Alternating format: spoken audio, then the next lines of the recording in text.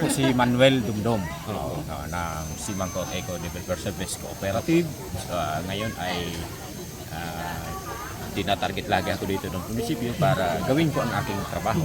Paano po? Kasi hindi naman ako empleyado ng munisipyo. Pero paano po magpa-schedule or Dito sa tourism may dito na. kunin nyo yung number doon. Tapos tatawagan na lang Opo. kayo. Ilan po ang IP na miyembro ng ating mga... We have 107 of member na sumama sa pagtanim. Then pinag-isang pangalan na lang yung SIMA. Kasi mga tribal council ang kasama. Kayo pa yung sa Mga grupo agta ng sila. AGTA. Oo, mga ganon. Kaya magandang panimula noon ng DNR kasi kung titingnan natin noong 1989, iba-ibang leader. Kasi tatalo na wala na yung unang mayor. Then yung naging mayor, may bagong mayor, may gustong putulin yung tao, may ayaw. Kaya sana dapat yung mga naging leader ma-protect yung bangko para hindi ito. Gano po kalaki na yung mangrove na? We have 1,034 of hectares. 1,000? 34 hectares. Wow, 24 hectares. Sa 11 coastal barangay po ito ng Preto. Gano po katagal yun parang binabuo? Mula na, kailan nag-umpisa? Parang ganun. We have Storya. from 1994, we have 4 years itong itinanim. 4 Kasi years. million of seeds ang itinanim dito. And in every hectares, we have 4,444. Multiply mo doon sa 1,034. Ilang million ang meron doon. Kaya ngayon ay makikita natin mamaya, nag-multiple na siya kasi yung mga bungang nalaglag na dati, di ba maliit na lumaki, nalaglag. Oo, lumaki Panibago. uli. Kaya may nursery. Nag-spread out na siya. Kaya minsan ang DNR ay nagagalit sa kahoy. Kasi pumunta sila doon sa perimeter ng seagrasses.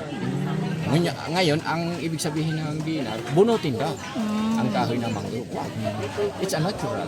Oh, natin. Natural barrier. Paano niyo po siya pinoprotektahan? Marami. Bukod nga dyan sa sinabi Dito niyo. sa amin, kasi may apprehending officer yung meron kami mga deputized saka bawat barangay na nakamanman doon habang siya tayo ay nangingisda. Minsan may nag-i-illegal something. Hindi naman maiwasan lahat na hindi kakat kung pambahay lang gagawin. Pero yung gagawin, charcoal, hindi dapat. Charcoal pala siya. Kahit yung mga makikita natin mamaya doon ng mga may bakod, yung test pen, from the upland na siya, hindi na yung para hindi kayo magulat mamaya. So, kayong bird species? We have nakapag-identify dito ang UPLB na 15 species na dito. Hindi pa naman lahat.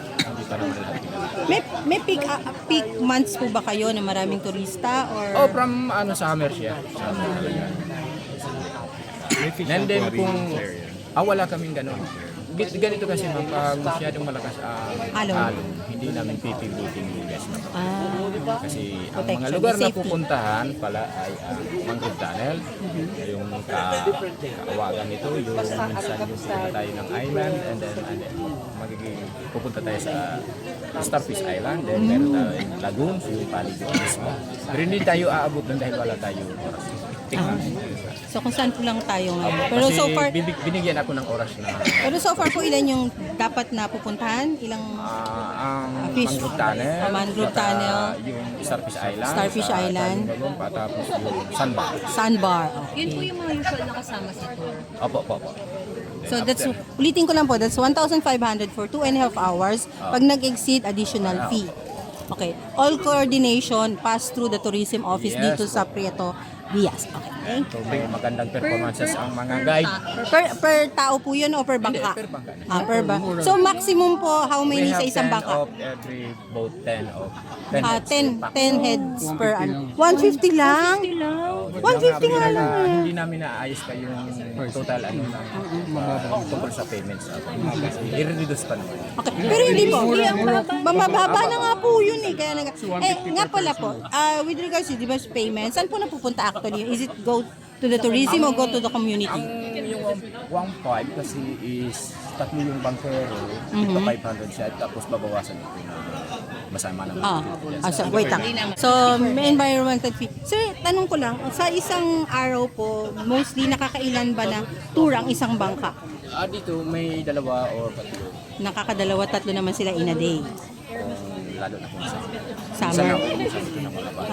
Naubusan na. Kung nandun na, kasi 2.5 mag-aantay yun. Sir, paano po yung training ng mga ng mga bankero natin?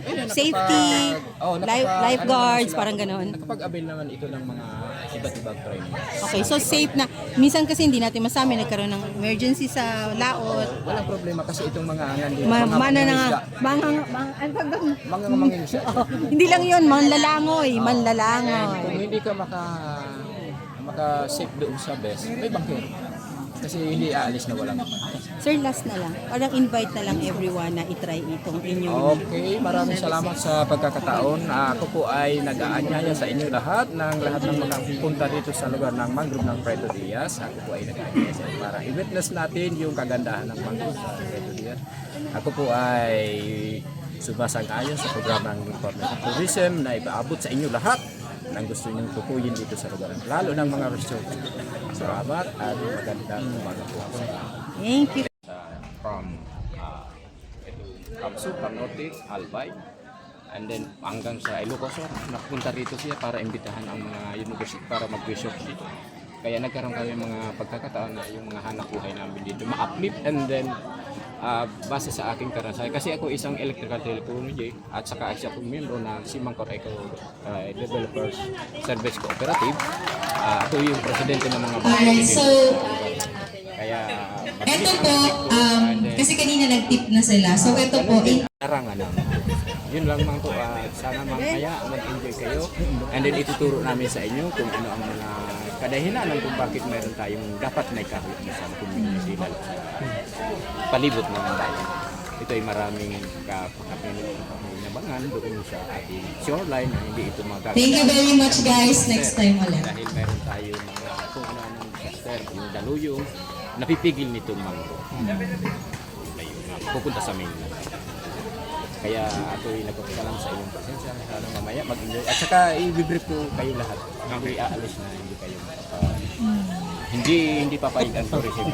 At supposedly hindi ako membro ng isang employer sa gobyerno, isa ako taga-NG. Kasi mayroon kaming mangrove stewardship agreement sa DE. Kami na ang binigyan ng isinalin sa amin yung pamamahala. So, and then nakipagtandim ngayon ang local government ng Puerto Diaz para doon na yung partnership sa tourism. Yan lamang po at maraming. Mamaya po ba i-discuss nyo yung mangrove kasabay ng briefing? Isa lamang siya kasi marami tayong guests, marami kayong vloggers. Isahan lang dito. So, and then bahala na kayo doon. I-detalye ko mamaya dahil bibigyan ako ng time dito, tourism office para makaliwanagan kayo lahat.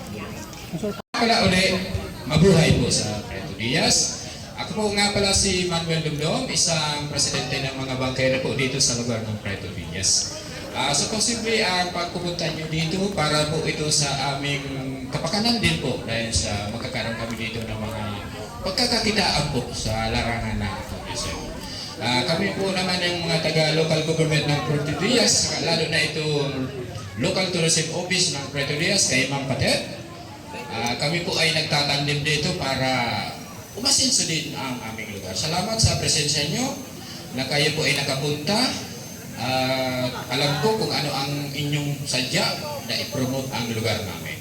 Mamaya, or dito na mismo sa harapan, malalaman niyo kung bakit nagkaroon ito ng napakalawak na mangrove and then bakit ito'y naging sikat sa lugar ng South Luzon. Ang mangrove po kasi sa Puerto Diaz ay pinakialaman po ito ng mga tagagawa ng uling. Ngayon, ang DNR noong 1989 nag-evaluate, nagkaroon ng CEP, Coastal Environmental Program ng DNR. Nag-imbita ng tao para ito'y sumama sa pagtatanim. Within a 4 years po ito itinanim ng mangrove dito sa lugar ng Puerto Diaz.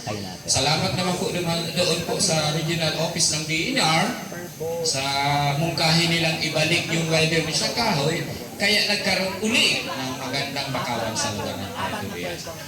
Kung mayroon tayong 1,000 ton per hectares, including po ito doon sa 11 coastal barangay ng Puerto Diaz, kaya yung pagpunta natin doon, dito pa lang sa kinatatawian ko, ipapaalam ko sa inyo kung ilang bakawan ang meron dyan. At then kung anong importansya ang meron kung meron ang bayan ng bakawan. Marami po itong na-distribute na kabuhayan sa amin. Marami po itong, lalo na sa kalikasan, Kaya niyang pigilin ang mga kung ano-anong sakuna kasi matibay po yung kahoy na bakawan. Mamaya iisa-isahin ng mga bangkero, ituturo sa inyo kung anong klaseng kahoy siya. Including with the scientific name. Alam niyo yung mga bangkero namin dito? Para na itong si Kuya Kim. Mga gagaling na ito doon sa Blangan. Kasi ang Preto Diaz po, ay lahat ng napupunta dito base sa inintroduce ito ng regional office ng mga colleges from Kamsur, Norte ay pinapunta dito lalo na ang mga taga-Albay.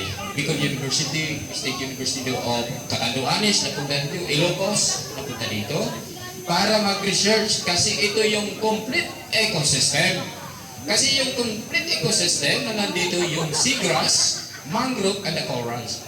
Kaya yung nabuo yung pagtatanim ng mga kahoy na ito, pinag-isa ang pangalan, andito po yung Simangkor.